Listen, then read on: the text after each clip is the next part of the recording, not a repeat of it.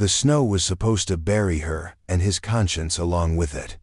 She was a settler girl, half dead, barely breathing, curled in frost like a ghost the wind forgot. His rifle hung heavy in his hands. His people watched from the trees, waiting for him to walk away, to finish what the war had started. But he knelt. Not to kill. To whisper, "You'll eat at my fire tonight." And in that moment, mercy became rebellion. The wind screamed across the white plain, like a spirit mourning the dead.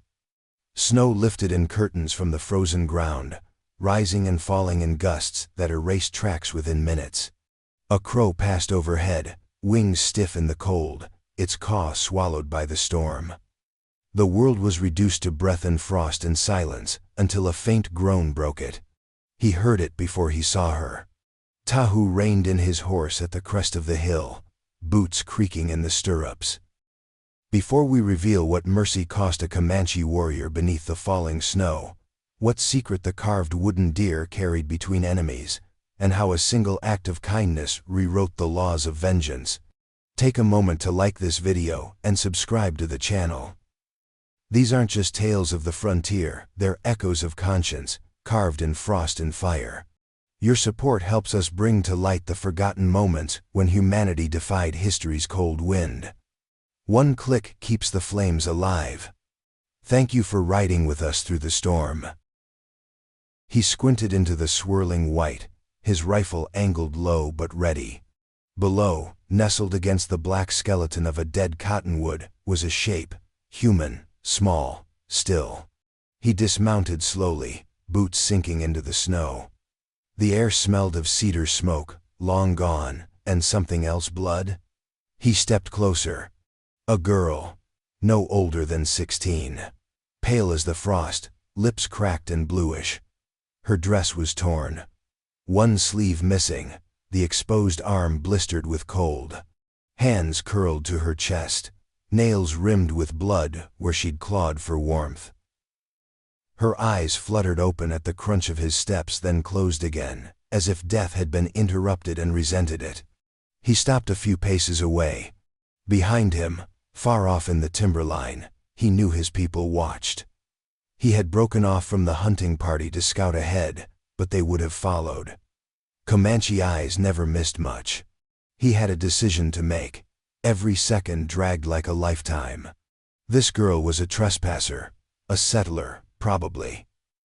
Maybe even the survivor of a wagon raid, one of their raids. Maybe her family had killed Comanche. Maybe she was bait. But maybe not. Her breathing was shallow, brittle like snow on bark. Not long left. He raised his rifle halfway, hesitated. A gust lifted her hair just enough to reveal what was clutched in her hand. A wooden carving, no bigger than a matchbox. The shape was familiar. A deer, stylized in the old way. Not European, not settler-made. His brother had carved ones just like it. A voice in his head, old, gravelly, his grandfather's, whispered, "A person's truth lies in what they hold when they think they'll die." He dropped to one knee. Her body flinched. She wasn't unconscious. Not fully. She was listening, waiting for judgment. The wind slowed, just for a moment, as if listening too.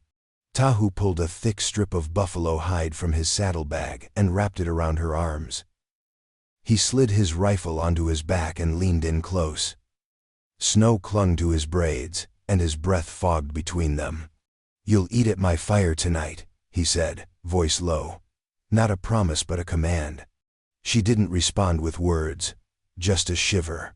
Her eyes opened, wide, glassy with cold and something else. Not trust, not yet. But the faint, flickering recognition that she had been seen not as prey, not as burden, but as someone worth the trouble of mercy. He lifted her gently, cradling her weight as though she were a child made of cracked porcelain.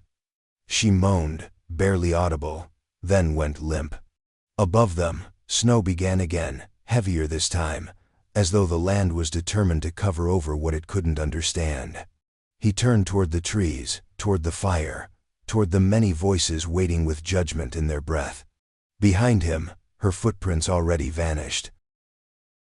The wheel ruts cut deep into the frozen earth, lined with splinters and scraps of torn canvas.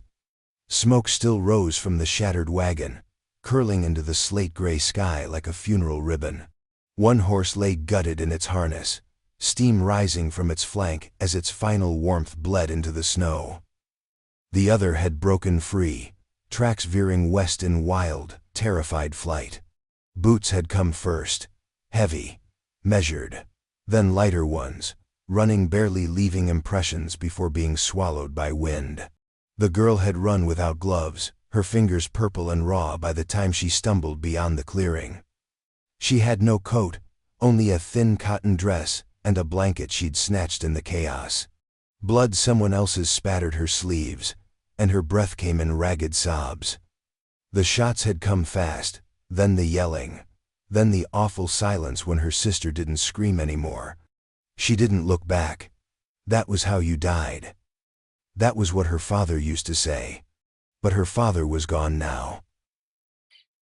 His body had hit the frozen earth with a sound she would never forget. She ran. Each footstep cracked the ice crust atop the snow. Branches clawed at her face as she pushed through brush and thorns. Directionless but for the pull away from death. Away from men on horses.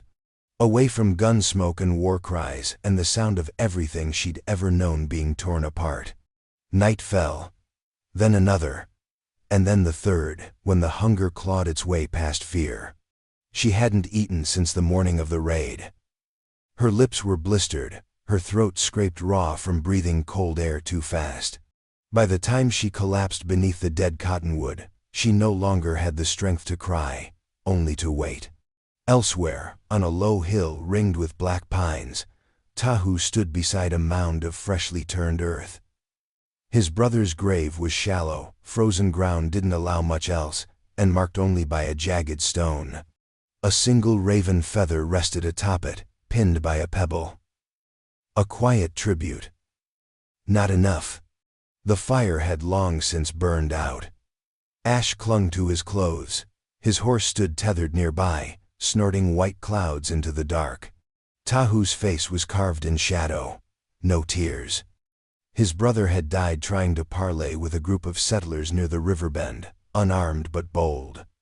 He believed peace could be bargained. He was wrong. They left him there, shot in the back, pockets turned out, moccasins stolen. Now Tahu had returned to the band with nothing but silence between his ribs. The others looked to him, waiting to see if the fire in his eyes meant vengeance or retreat. He gave them neither. Just quiet nods, brief orders, and the kind of stillness that carried weight. But still the question burned, what to do with mercy now that it had failed. He rode ahead to scout, leaving the others behind. Snow fell steadily as he passed over ridgelines and frozen streams, his thoughts a grinding mix of memory and resolve. He didn't know it yet, but 3 miles to the east, half buried in the snow beneath a dead tree, a girl with cracked lips clutched a carved wooden deer, and dreamed of the sound of footsteps, any footsteps that might mean she wasn't alone in the world. The horse slowed as it approached the bend in the frozen river, nostrils flaring with unease. Its hooves tapped against the thin crust of ice near the shore, ears twitching. Tahu pulled gently on the reins, scanning the terrain with the eyes of someone who had learned long ago that danger never made noise until it was too close to answer. The snow here was undisturbed almost. A faint depression along the tree line, half covered by drifting powder. Not tracks, not movement. Just a sag in the white, as if the earth had exhaled in grief and forgotten to rise again. He swung down from the saddle, boots crunching softly. His horse gave a low whinny but stayed. Trained, loyal, alert, Tahu stepped toward the cottonwood and crouched low, brushing back the snow with one hand. Beneath it, flesh. Pale, blistered, unmoving. A face tilted toward the gray sky, eyes shut. Snowflakes clung to her lashes like mourning beads. She was still breathing. Barely. He stared at her, A white girl. Settler age. No coat. Dirt on her cheeks, not war paint. One shoe gone. The other torn. She hadn't gotten here by horse or wagon. She'd come on foot. Alone. He should have walked away. He knew the rules. No mercy for trespassers. Not after what happened to his brother. Not with the memory of blood still fresh in the soil. The council had spoken days ago. Kindness would get them killed. Hospitality belonged to the past. And yet he did not move. He glanced back toward the pines. Shadows lingered there, his warriors, watching. 3 at least, maybe more. They wouldn't interfere, not yet. But they would remember what he did. He turned back to the girl. Something clutched in her hand, knuckles locked around it in the rigid grip of dying fingers. He pried them open carefully, expecting a locket, a cross, maybe a bit of bread. It was wood, small, worn smooth with time. A carved deer, stylized in the old Comanche way. Not the crude settler toys with painted eyes, but true handwork. The kind a child would hold under their blanket at night. The kind his brother used to carve, hunched by the fire, whittling for nieces and nephews, and whoever needed comfort more than weapons. Tahu froze. His brother's name lived in that shape. He looked at her again. Not as a symbol, not as a ghost. Just a person, a trembling breath, a curl of fingers, a snow-wrapped body with one shard of something human left. He exhaled sharply and took off his outer cloak, rough buffalo hide thick with smoke. He wrapped it around her shoulders and lifted her in both arms. She groaned faintly, head falling against his chest, face slack but alive. From the trees, a murmur rose. One of the warriors stepped forward, hand on the hilt of a blade. Tahu met his gaze across the distance, said nothing. He didn't have to. They knew who he was. And they knew he had made a choice. His horse knelt to allow the burden. He mounted slowly, settling her across the saddle in front of him, shielding her from the wind with his body. Snow swept over them in sheets. The land said nothing. But something unseen shifted. A man who had buried his brother was now riding home with a stranger against his chest. Not for revenge. Not for answers. But because something in his blood said the carving mattered more than the laws they'd made since the killing started. The smoke rose in slow, deliberate spirals above the ridge, black against the morning frost. It curled from the center teepee like a warning, silent but visible for miles. The wind had calmed for now, but it carried the scent of cedar and meat, of leather, ash, and worry. Inside the ring of dwellings, the Comanche band moved with the tension of a drawn bow. Eyes narrowed, conversations cut short when Tahu passed. Children were pulled away from the paths he walked. He had brought her here. A white girl. Alive. They called it a sickness of memory. Some whispered that grief had softened his edge, dulled the steel of his judgment. Others, mostly the elders, said nothing but watched the way warriors watched a wounded animal, cautious, skeptical, ready for the break. Inside Tahu's lodge, Ava stirred. The thick hides wrapped around her, crinkled as she shifted, groaning. The warmth was disorienting. She'd expected the cold to last forever, to pull her under and leave her dreaming in blue light. But this was fire, and breathing, and shadows of people just outside the flap. Her eyes blinked open, heavy with exhaustion. She sat up too fast and winced. Her fingers were bandaged. Her dress had been replaced with something warmer, rough-spun, unfamiliar. She reached instinctively for the carving in her pocket. It was still there. The flap of the teepee pulled aside without warning, and a boy stood there, not much older than her. He stared, not curious, not afraid, just hollow-eyed. A woman behind him called his name sharply, and he vanished like smoke. Ava's stomach churned. She didn't know this place. She didn't know the rules. She only knew she should not be here. Outside, the council was already gathering. They stood in a tight circle near the central fire, warriors and elders cloaked against the cold. Tahu stood in the middle, arms crossed. Across from him, Noka, the eldest warrior still able to fight, paced with frustration, etched deep into his weathered face. "You brought her into the heart of our camp," Noka said, voice cutting through the murmurs. "While our dead brother still sleeps beneath thin soil, while her kind sharpens steel for our necks." Tahu didn't flinch. She was dying. And now she lives, under our roofs, breathing our air. Noka turned to the others. "Who among you can say her presence has not cursed the ground? Look at the storm last night. Look at the unease among the children." "She carried a carving," Tahu said, more quietly. "One of ours. My brother's." "So she stole it," Noka spat. "Or took it from a corpse." The council broke into argument. Voices rose. Others joined in. One warrior said he had seen her tracks on the far ridge days before alone, but near where settlers had raided a Comanche scout line. Another swore she was bait, that soldiers would follow. Every opinion added to the blaze. Back inside the lodge, Ava heard shouting and shrank into the furs. She didn't understand the words, but she knew tone. Fury needed no translation. By mid-afternoon, the hunting party returned. They brought no deer, only stories. They'd found her trail long, winding, desperate. Not followed by soldiers, not protected by others. But they had also found the wreckage of a trader's wagon, burned and plundered. Blood frozen into the earth. A white family had died there. And a single set of smaller tracks had led away, toward the Cottonwood Bend. When the hunters reported this, silence fell like snow. Now the question wasn't whether Ava was a threat. It was whether her survival had broken the peace they had spent 2 hard winters keeping. The fire cracked in the center of the lodge circle, its light licking at the faces gathered around it, warping them into masks of judgment and memory. Night had drawn its curtain across the sky, but no one had gone to sleep. Not tonight, not while the question still burned louder than the flames. The band had gathered elders in their furs, warriors with blades resting against their knees, mothers with children pressed close to their sides. Silence stretched thick as hide between them, as Tahu stepped forward, shoulders squared beneath the weight of consequence.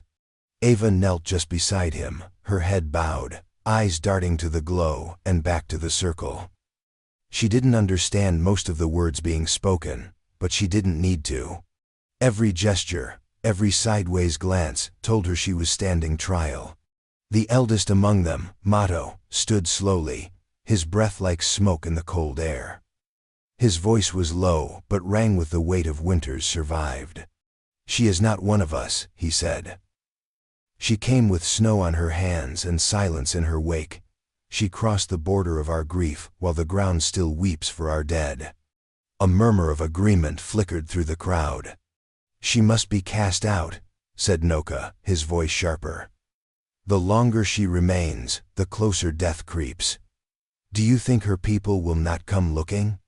Do you think they will stop at her?" "She ran from them," Tahu said, firmly but not loud. "She ran alone." "And what did she run from?" Noka countered. "A crime she watched or one she helped commit?" The fire popped. No one laughed. "She carries death like shadow," another elder said. "Whether she made it or not, it follows her." Ava stirred. Her lips moved, searching for the words she had heard in the days since waking. Her voice, when it came, cracked and halting, broke the hush like a whisper slicing through bone. "I not kill," she said. Then louder, trying again. "I did not kill. Your kin." The words fell like stones into a still pool. Tahu did not look at her, not yet. He could feel the others shift. "She speaks our tongue like a wolf mimics a cry," one voice sneered. But a smaller figure moved at the edge of the circle. Light flickered on a young face, Tahu's niece, Leha, no more than 10 winters old. She stepped forward before anyone could stop her, bare feet quiet in the dirt, eyes locked on Ava's. She knelt beside her, wordless, and took Ava's frostbitten hand in her own. From her pocket, she pulled a wooden carving, a deer, worn smooth with touch, and pressed it gently into Ava's palm. Gasps hissed through the circle. "She found it on my uncle's grave," Leha said, voice barely above the fire. "She held it like it mattered." Ava looked down at the carving, then up into the eyes of the child who had bridged a silence no warrior could cross. Tahu finally spoke. "She ran not from guilt," he said, his voice low, steady. "She ran from a brother who killed my own. She carries our grief too." The silence that followed was different. Not rage, not relief. Something uncertain, heavy with fear, and with hope. The fire crackled louder than before, as if daring someone to speak. "Would you protect the one who might have doomed your people?" The fire had burned low, its embers glowing like coals buried in ash, but no one left the circle. Outside, the night howled with wind, but the silence inside the lodge was heavier than any storm. The carved deer rested in Ava's hand like a fragile verdict, its tiny antlers smoothed from years of touch. Still, no one moved, not even Tahu. Ava's lips parted. Her voice was hoarse from cold and silence, but something deeper cracked open as she looked across the faces waiting to condemn her. "My brother," she began, slowly, each word chiseled in effort. "My brother led the raid." The circle stiffened, breath caught. "He told the traitor. The Comanche had stolen horses," she continued. "Said we'd take them back. Said no one would die. Said I could ride with him, to learn." Her voice shook now, not with cold, but with memory. "He lied." Tahu's head tilted slightly. His eyes had lost none of their fire, but they narrowed now, not in anger but in listening. "We came to the bend," she said, "and I saw what he meant to do. He shot the traitor before he said a word, shot him in the back." Her voice cracked. "The Comanche man, your brother," he stepped forward with his hands up. "He said something I didn't understand." She wiped at her nose, breath hitching. "My brother shot him anyway, twice," laughed. No one interrupted her now. I screamed. I tried to stop him. He hit me, said if I ran, I'd freeze before I got far. She held out her hands. The frostbite scars still marked her skin, raw beneath the wrappings. I ran. A gust pushed at the flap of the lodge, as if the wind itself reacted. Tahu did not blink. He stared at her like a man watching a fire burn away a house he had built from vengeance. Brick by bitter brick. "He didn't protect the wagon," she said, eyes locking with his. "Your brother tried to protect me." A long breath escaped from Mato, the elder. Across the fire, Noka's mouth twisted not in disbelief, but in the ache of being forced to see a truth that rewrote the past. Tahu stood very still, as though one movement might cause everything to break. "My brother died," he said at last, voice graveled and low, "because he stepped between a white girl and her own kin." Ava nodded. Tears carved silent paths down her cheeks. A murmur rippled through the circle. Not anger, not yet. Something worse. Something that unsettled men more than violence. Doubt. Tahu's hand dropped to his belt, where the knife hung, the one he'd sworn he would use when he found the one responsible. His thumb pressed against the hilt. Then it fell away. He stepped back, away from the firelight, into shadow. "I buried my brother with revenge in my bones," he said to no one, and to everyone. "But the ghost I've followed wore my own brother's face." The camp reeled, not just from the confession, but from what it meant, that rage had been sharpened against the wrong edge. That perhaps the enemy was not outside the firelight, but had once sat beside it. The oath Tahu had sworn, blood for blood, death for death, was broken in that moment, not out of weakness, but because the truth had made vengeance feel hollow, like a blade thrust into snow. The circle didn't dissolve, it stayed unbroken, but something inside it shifted. And in the silence, Ava wept, not because she feared them anymore, but because someone had finally listened. The sound came first, metal striking rhythm, boots crushing frost. It carried on the wind like a drumbeat from a distant storm. The scouts spotted them at dawn, 5 riders on horseback in blue coats and pale scarves, pistols at their sides and rifles slung with ease. Behind them trailed 2 wagons, their wheels thick with snow, and a flag that fluttered with unnatural cheer against the bleak horizon. The cavalry had arrived. Word passed through the Comanche camp like fire on dry grass. Children were pulled inside, fires smothered low, horses drawn back behind the ravine. Women gathered their belongings in tight bundles, eyes flicking toward the tree line with the knowing dread of those who'd lived through the last visit. Tahu stood near the ridge, eyes fixed on the advancing riders. He said nothing. His rifle hung across his back, untouched. At his side, Noka shifted, hand already resting on the hilt of his blade. "They come smiling," Noka said, "but their boots are too clean for peace." Mato joined them, breath misting in the cold. "They know something, or they suspect. This is no coincidence." Tahu nodded once. Below them, the cavalry dismounted near the narrow pass, just within speaking distance. Their leader, a broad man with a scar down his chin and silver buttons bright against his coat, raised a hand in greeting. "I am Captain Elwood," he called out, "of the 12th Mounted Division."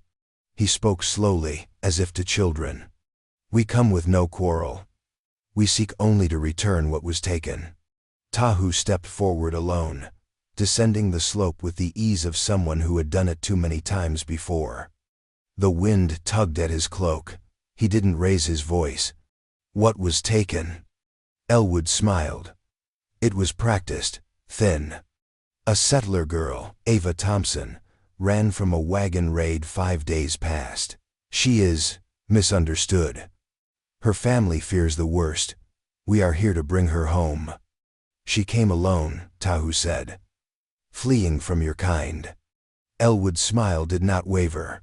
"She is still one of ours. That doesn't change." Behind him, one of the soldiers tossed a small bag into the snow. It landed with a soft thump.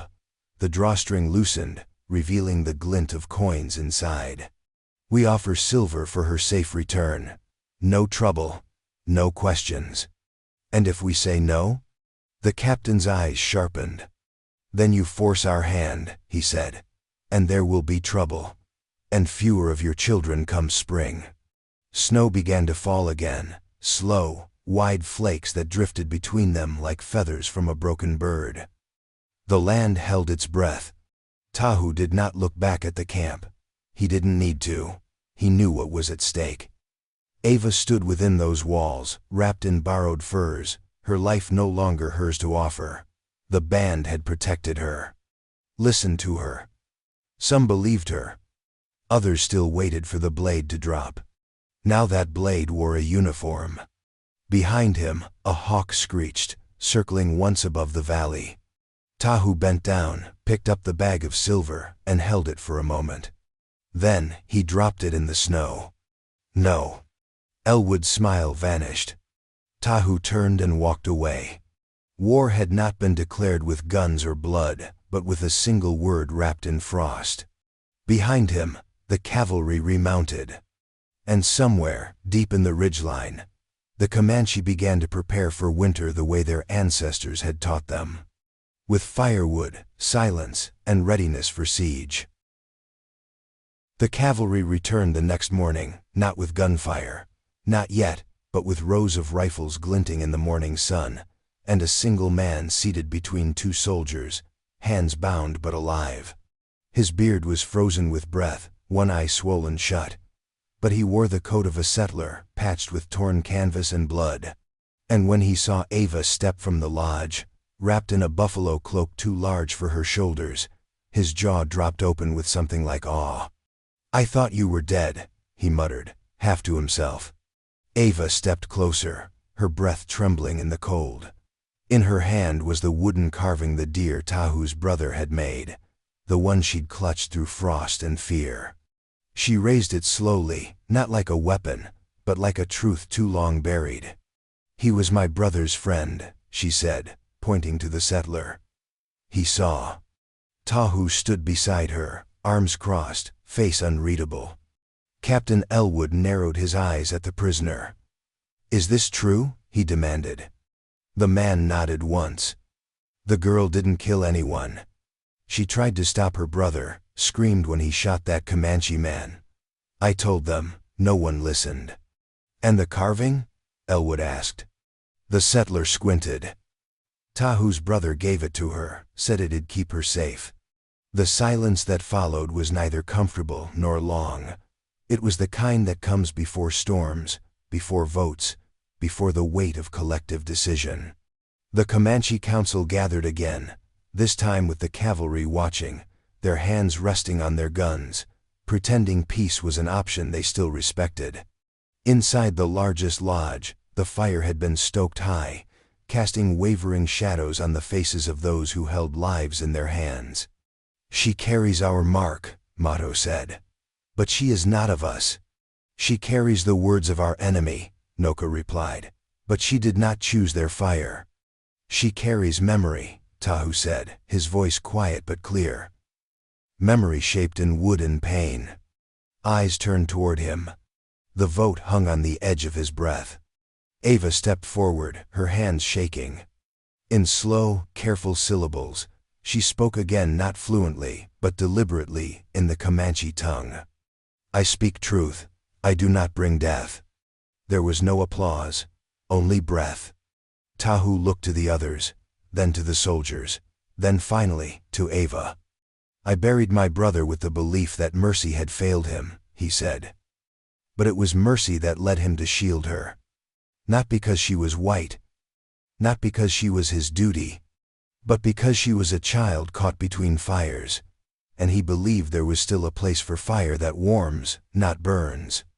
He turned to the circle and said again, this time in English, so that the blue coats outside could hear him, "We do not return her."